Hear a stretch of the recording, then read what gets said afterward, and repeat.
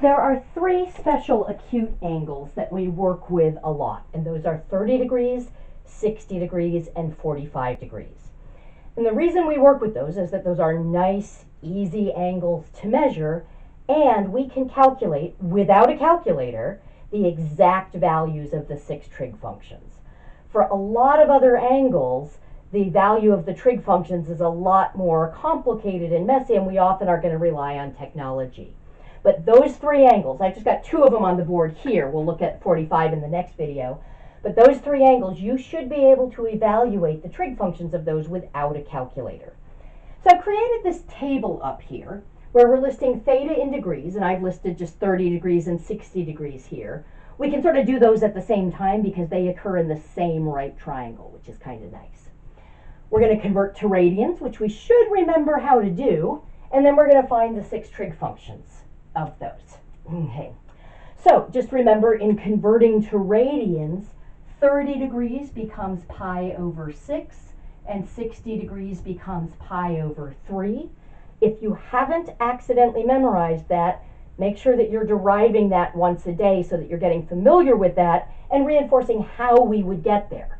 Remember, we get from degrees to radians by multiplying by 1 in the form of pi radians over 180 degrees, so that the degrees cancel out. Okay, now here's how I can get these values without just creating flashcards and memorizing, and without having to use technology. I'm going to start with an equilateral triangle. In an equilateral triangle, all the angles are the same, so they've got to all be 60 degrees.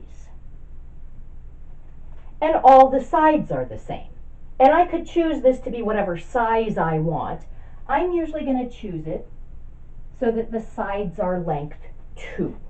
You'll see why I choose 2 in a moment.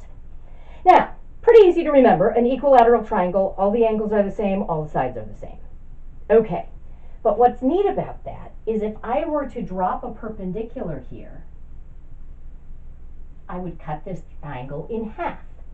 And when I do that, let's take a look at just that right-hand side. This angle is still 60 degrees. This is 90 degrees because I dropped a perpendicular. Okay, this has to be 30, and I can see that for two reasons. One, these angles have to add up to 180 degrees. Two, what I was doing here was cutting this triangle in half. So this is half of the 60 that started at the top. Fantastic. This side is still 2 because I didn't change it. This side is 1 because I cut the bottom in half. Okay. That's why I started with 2, because if I start with 2, I can cut it in half and not have fractions. If you prefer, you could have started with an equilateral triangle of side lengths 1, then the hypotenuse would be 1, and this side would just be a half. We'd have a triangle that was half as big. Okay. I usually make the hypotenuse 2. That means this side here is 1, and then I need to solve for this side right here. I'm just going to call it x. Okay.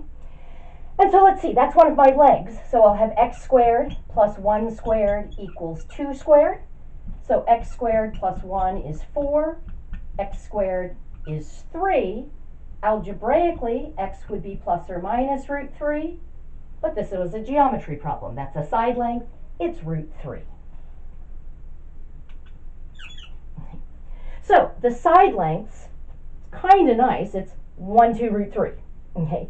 Do keep in mind the smallest side length here is 1.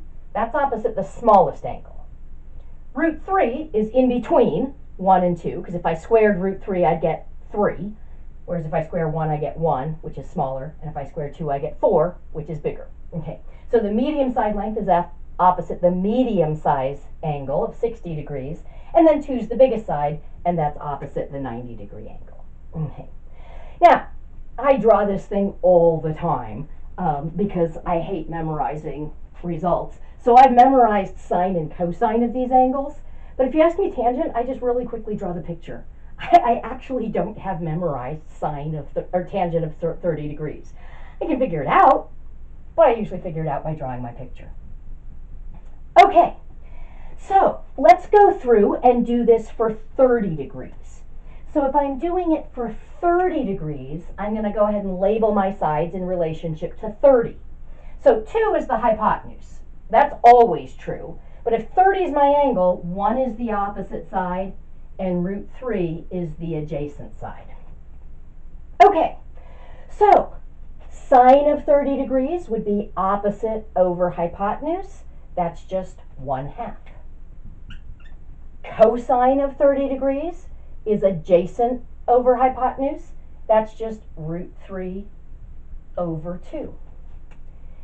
Tangent of 30 degrees is opposite over adjacent. That's going to be 1 over root 3, and that one will need to rationalize. So I'll multiply by 1 in the form of root 3 over root 3, and that gives me root 3 over 3. Cosecant, that's going to be the reciprocal of sine. So that's 2 over 1, and of course we usually just write that as 2. Okay. Secant, that's going to be the reciprocal of cosine, so that's 2 over root 3, and I would need to rationalize that. So that's root 3 times root 3 over root 3. So that's going to give me 2 root 3 over 3. And cotangent, well, if tangent was 1 over root 3, I'm going to flip that, and I'm just going to get root 3. Excellent. So those are my 6 values for 30 degrees, or pi over 6. Okay. Now, you should be able to get those without a calculator, and you should be able to get them fairly quickly. For some of you, you probably already have all of those memorized. For some of you probably have these 2 memorized and can get the others very quickly from that. You want to at least be able to either just know the results or be able to draw this triangle. And if you're at all likely to forget the results, make sure you know the triangle. Okay, so now let's do 60 degrees. So what I'm going to do is just relabel things. Now I'm working with 60 degrees. That's still the hypotenuse, but now that's not adjacent anymore. That's the opposite side. And this is no longer the opposite side. That's now the adjacent side. Okay, so sine of 60 degrees is opposite over hypotenuse, so that's going to be root 3 over 2. Cosine is adjacent over hypotenuse, that's 1 over 2. You'll notice these are the same numbers, just rearranged. That's actually what the co in cosine stands for. 30 degrees and 60 degrees are complementary angles.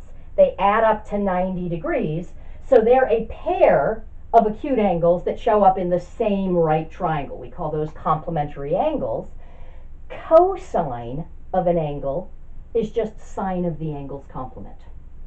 So the complement of 60 is 30. Cosine of 60 is the same as sine of 30. Kind of interesting. All right. For tangent, that's going to be opposite over adjacent, so that's root 3 over 1. And of course, we usually just write that as root 3. Okay. Cosecant, that's going to be the reciprocal of sine. So that's 2 over root 3.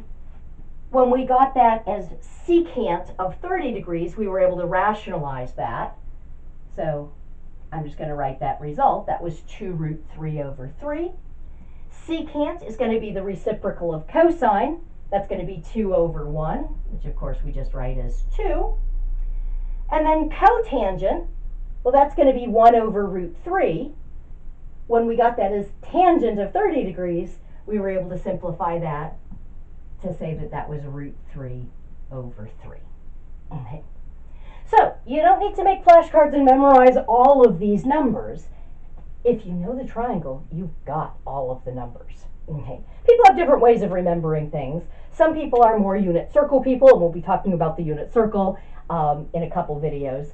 I'm more of a triangle person, so I just use this triangle, and it always gives me the trig values I need if I'm working with a 30-degree angle or a 60-degree angle. More often I'm working with them in radians, pi over 6, pi over 3, but I still call this a 30, 60, 90 triangle. It just rolls off the tongue a little bit better than pi over 6, pi over 3, pi over 2. Although that's what this is too.